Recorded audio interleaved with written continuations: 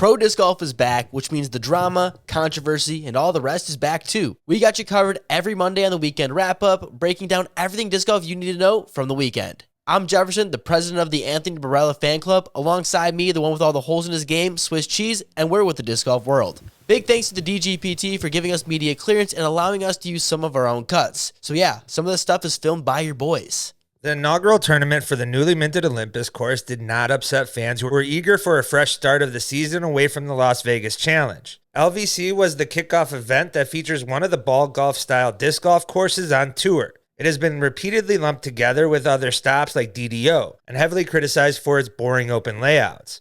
The stop, though, is incredible. The tournament is located to the closest tourist destination on tour in Las Vegas.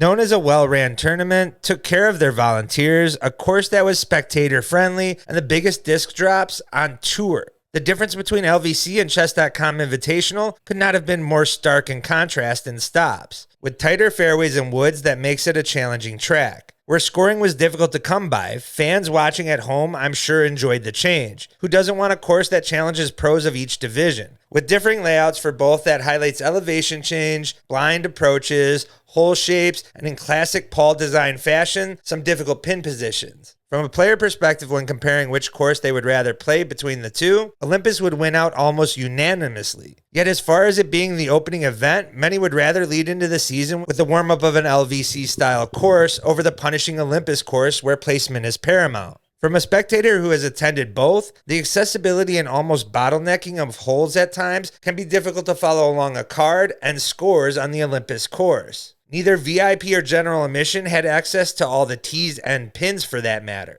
The vendor village was small, but more certain that was due to it being the inaugural event, and the team's attention and focus spent on the needed course adjustments. For me, the stop and especially the course has the makings of something special. I believe it will not be long for this to be one of the premier stops on tour. Paul and the team will pull from what has been successful at other stops and pull it to this location. The improvements made on the McSeese property despite poor weather and time frame is truly remarkable already. Simply walking the property, it already measures up close to some of the greatest courses in the sport that I have personally experienced. And it's still in its infancy. The ownership team will continue to make adjustments, listen to player feedback, and fine-tune the details of this pro-style course, which will push it atop the disc golf destination list. Apart from the improvements on the course, the ownership also locking up a sponsorship with Chess.com might be just as equally grand. The sponsorship might already established itself as one of the premier on tour. For those who want to make the tour more like the PGA, this sponsorship is a step in the right direction. Playing out on the course with oversized chess pieces that fans could not keep their hands off of, a celebrity grandmaster appearance with Magnus Carlsen attending, and a cohabitated effort to provide exposure for both disc golf and chess. Truly a welcome change from some of the more traditional sponsors who have gone accustomed to just writing a check. Paul Macbeth might be the one to bring this collab and beauty of Olympus to life, but that doesn't excuse his outfit choice for the first day. Too bad everyone was caught up about his baby weight than whatever the hell that was. The course was amazing, however. Every shot was demanding, forcing players to hit tight gaps that if weren't pured could find trouble quickly. Also, I love the chess pieces around the course, and I hope this partnership is long-lasting so we can get some unique obstacles that make more sense. I never had an issue with the mozzarella sticks or Christmas trees at USDGC, but I get the arguments of the optics looking like random pieces of wood in the ground or just tacky in general. Instead, there's an opportunity to use the chess pieces to add some challenge and also be a way to promote the sponsor. Imagine cool wood carvings of the pieces placed around fairways or baskets varying in size. Even if they aren't directly used for the hole, just having them around the property I think would add a lot of value, especially to the dynamic of the course. If Chess.com continues to be the sponsor for a prolonged time, I love the idea of having the course be known for the tournament and having the chess pieces always scattered around. Increases the perception to casuals playing that wouldn't know about the tournament without this connection. A great opportunity to grow the awareness of the event through all the locals that will be playing this course now that it's permanent. This will be an easier bridge to build if they don't already watch disc golf coverage. If somehow you didn't see the greatest chess player of all time was actually at the event, even spectating some cards. There even was some exclusive Magnus Macbeth content being filmed, so we'll just have to wait and see what paywall that goes behind. Going into the final round of the Chess.com Invitational, I'm sure AB was hoping for a bigger lead than just a stroke, but I don't live in a world where you complain about being in first place, so he was still in great shape after proving the first two rounds he can shred the course. Every Barella fan was just hoping to not see the classic AB blow-up. It would only take the first hole for the lead to disappear after a Barella layup for par and a drilled C2 putt from Ricky Wysocki, who had been playing well all weekend long. He birdied 8 out of the last 9 holes the day prior to push himself a stroke back and within striking distance of the win. Didn't take long for him to take a share of the lead, putting all the pressure back on the young Barella, who was yet to get a win on tour. Calm in what seemed to be with little nerves, AB took one shot at a time. After only 7 holes, Barella would have separated himself from Ricky by 5 strokes. Not by exciting play, rather just avoiding the mistakes as Olympus throws them players' way. The same couldn't be said about Wysocki, as he not only carded a bogey on hole 4, but worse, a double on 7 that set him farther back. With Ricky nearly out of sight, there were still others making a move from other cards. If you saw Jomez, they probably got you covered though, right? Wasn't that the new plan? I don't know. I'm here for all this stuff. I didn't have a chance to watch, so let us know in the comments what the changes were. For now, I'll just leave it to Swiss. With AB taking most of the narrative, some other great player action may have went more unnoticed. Aaron Gossage's final round 8 under was the hot round of the tournament that moved him onto the podium. He was first in tee to green and scramble rate that day. Joey Buckets needs to be on more people's breakout player watch lists. His skills translate in person, smooth approach game, and above average putt. He is benefiting by learning these courses and what it takes to challenge for the win. He's earned some quality lead card experience in this stop and at Worlds last year, and I would not be surprised if he pops into a couple of top 10 finishes or higher this season. Isaac Robinson came back from a 36th place spot after a disastrous late finish to day 1. He ended up finishing in 6th place. But the story that should be on more people's lips was an unsponsored player rocking an open bag and finishing in 6th place. Gavin Rathbun responded with his best round on the final day, shooting a 6 under. A great recovery after a poor second round, his worst of the tournament. Gavin has always had the potential to be around a top 20 to 30 talent, but has battled injuries for his entire time on tour. Back to AB now. Barella played his game through and through, dissecting nearly every hole the way he wanted, even getting some highlight smashes per usual. Most think of AB as a player who can just throw far. Understandably so, but also has an insane ability to hit tight gaps. Look at how he played this course and Northwood Black, for example.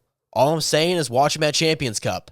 He would play clean the entire final round and extended his lead up until hole 17. He would go OB off the tee again on this hole and manage another double bogey. Thankfully, he got his next drive in bounce and played a solid final hole, which allowed him to lay up his circle 1 putt and tap in his first ever win on tour. Too bad that was the trophy he won. Just a chessboard. Literally, that was it. Just a normal chessboard. To be fair, I heard they were nearly $500 a piece and they will be getting engraved. If that happens, it does make it much better. But let's be real, the players really only care about the money. Trophies are more for the looks. And when you show off this as the elusive trophy of this prestigious event, kinda looks weird. At least LVC was giving out bottles of moonshine. I will say the celebration was worth the back pain I had standing at hole 18. Watching his friends on standby, knowing AB was about to accomplish a dream that he's had nearly his whole life, truly awesome to see in person. Oh yeah, and that AB yell made the 20-hour drive from Wisconsin to Florida even more worth it, especially with everyone around me making fun of the emotional roller coaster I was going through. My mind couldn't stop replaying hole 16 of the European Open over and over again as he's approaching any sort of OB. I get chills just thinking about it. Heading into the final day of the FPO side, all the eyes were on the top 6 competitors. Only separated by 3 strokes on a difficult track where bogeys can stack up like pancakes and birdies on some of the holes can really separate. It was still anyone's event to win. Evelina Salonen made a statement early with a big drive on 1, putting herself within circle 1. The 22-foot putt resulted in a birdie was even bigger, gaining a stroke advantage on the entire chase and lead cards combined. She would become the outright leader by hole 3 after Missy Gannon, Ella Hansen, and Holland Hanley all bogeyed or worse, despite her extending the lead with a drop-in birdie after her approach on hole 4. Still, few sitting at home and on the course expected Evelina to win the event. It was far too early in the round, as most still expected Evelina's putting game to get exposed. Evelina's putt is about as consistent as Innova's destroyer runs, and has been the narrative of her career long before what we witnessed at Waco last year. Despite Ella Holland, Natalie Ryan, and Henna Blumroos off to slow starts and only Missy in the contention at that point, many still expected Missy to gain strokes on the putting green. It doesn't help either when Evelina's average putt going into the final day was less than 12 feet for that event. Hole 6, the 4th easiest hole of the day, would be costly for Evelina after an OB throw that would eventually lead to a bogey. It would not only result in a two-stroke swing for Evelina against her entire card, but also cost her the lead as well. Missy moved into the top spot from there. Evelina's response? With a huge bullseye hit birdie on the very next hole. Missy looked strong enough to win during those middle holes. She would go on and birdie 8, 9, and 10, with her hitting a huge 60-foot putt on 9 while Evelina's drive was sitting in circle 1. After 10, Missy would have a two-stroke lead with 8 to play. Missy would play par golf until hole 13, when she would lose the lead to Evelina, who would only now start getting her round hot, which couldn't be more the opposite for Missy, as she ended the day with a double on 17 and followed it up with a bogey on 18. Evelina would secure 4 birdies in the last 5 holes, which included a layup eagle putt for the win, which ruined her 100% C1X streak for the day. But that's okay when it was for her first Pro Tour win since Waco in 2020, which if you don't remember, the final round was canceled due to COVID. Officially getting her first win on tour without an asterisk. Yes, I'm counting the 2019 Memorial in there, as much as it pains me to do so. Put some respect on that tournament, at least for the fountain. Evelina took advantage down the stretch, which also happened to have the 4 longest holes on the course. Even with Evelina's putt, I don't think anyone is taking Missy over her on nearly any par 5 on tour. Evelina does what she does best, hitting lines off the tee with arguably the best distance control in the entire FPO. She would go on to birdieing all 3 and take a 2-stroke advantage with near victory in hand with her ability to eagle 18. And with Missy, yet to even score a birdie on the hole the 2 days prior. After going OB on her approach on 17, resulting in a double bogey for Missy, Evelina would coast to her first dgpt victory in 4 years. Had some of the biggest FPO players chanting her name as she approached her eagle attempt, which she still jokingly laid up. Celebrated with her friends Henna in the big victory.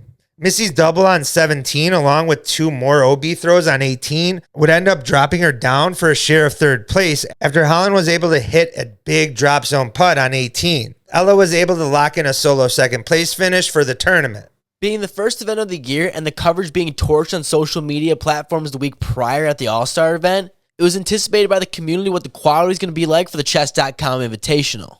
One of the many perks of being at the event live in person, besides seeing all the action, is meeting some awesome fans along the way. And for some, sharing a beer. Shout out to everyone who said what's up over the last 3 days. Not too sure why some of you wanted pictures with us, but always happy to stop for selfies and even a few autographs. I've never signed anything Swiss cheese, so I kind of admittedly froze. But to be honest, each of you gave us some hope in what we were trying to accomplish, and the drive to attack Texas. Back to Jefferson about the coverage quality.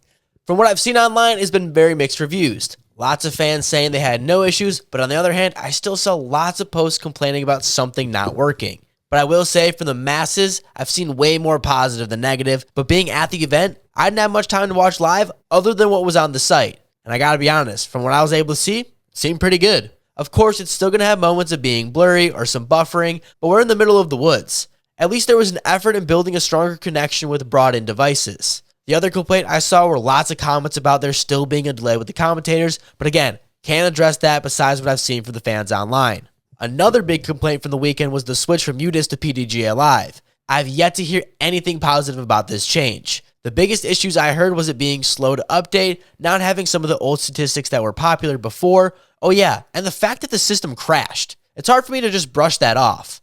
I'm not going to pretend to believe the app should have time to work out the kinks, because when the standard is set to the fans, how am I supposed to accept it going backwards? That being said, I do have confidence that it will be fine as the season goes on. However, when no one can get into the app, that's an issue. I'm not only talking for the fans' experience either, but since the PDGA new rule change making every player take score, that would now be impossible. Lucky enough, dgpt staff are doing a great job running around the course trying to get paper scorecards to each player. Not the best look for PDGA Live right now. That's not even talking about all the stuff Drew Gibson had to say. I guess he has lots of free time to tweet instead of playing in the tournament. This would spark a back and forth between Gibson and JVD from the Smashbox podcast. I could go through this debacle tweet for tweet and dissect the issues being presented, but I don't care that much. And guys, that's a wrap for everything Chess.com Invitational. If you enjoyed, make sure to like and subscribe. It's the easiest way to support the channel. We were lucky enough for the homie Aaron to hook it up for a couple of days in Nashville, and for David for plugging it up for the first tournament of the year. Shout out to you guys for being the homies. We're on our way to Waco with some huge things in the works, so make sure to continue to check out all the content.